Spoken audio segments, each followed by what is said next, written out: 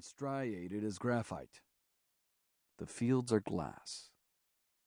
Like a shape in smoke, the poem blurred, then dissolved into this new, cold, strange reality.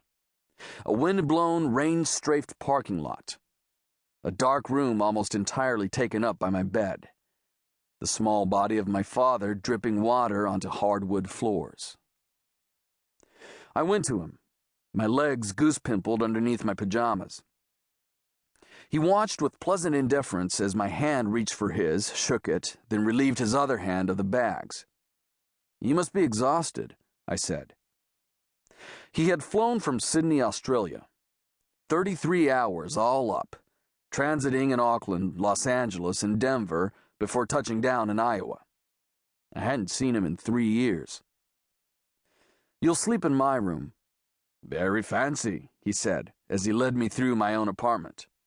"You even have a piano." He gave me an almost rueful smile. "I knew you'd never really quit."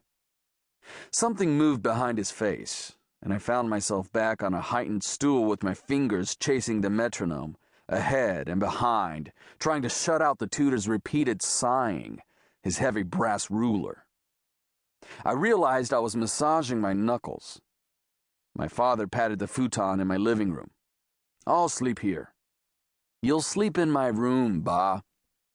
I watched him warily as he surveyed our surroundings, messy with books, papers, dirty plates, teacups, clothes.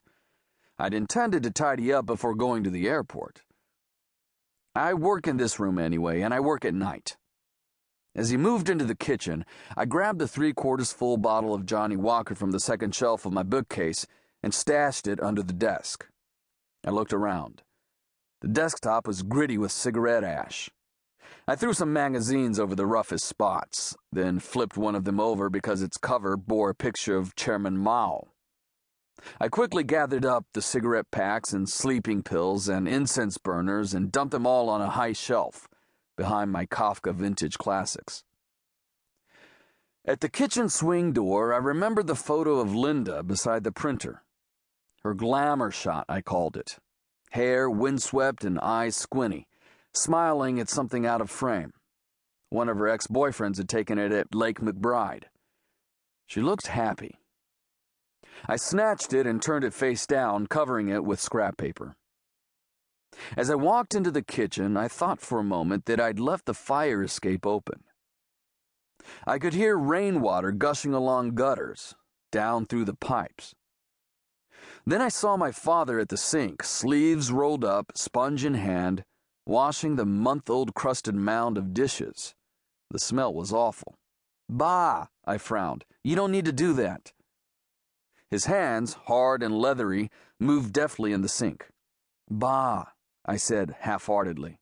"I'm almost finished." He looked up and smiled. "Have you eaten? Do you want me to make some lunch?"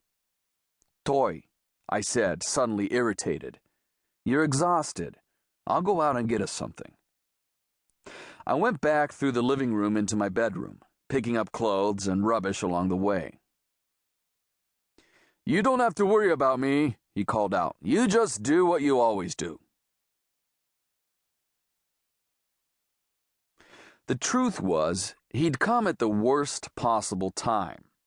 I was in my last year at the Iowa Writers' Workshop. It was late November, and my final story for the semester was due in 3 days. I had a backlog of papers to grade and a heap of fellowship and job applications to draft and submit. It was no wonder I was drinking so much. I'd told Linda only the previous night that he was coming.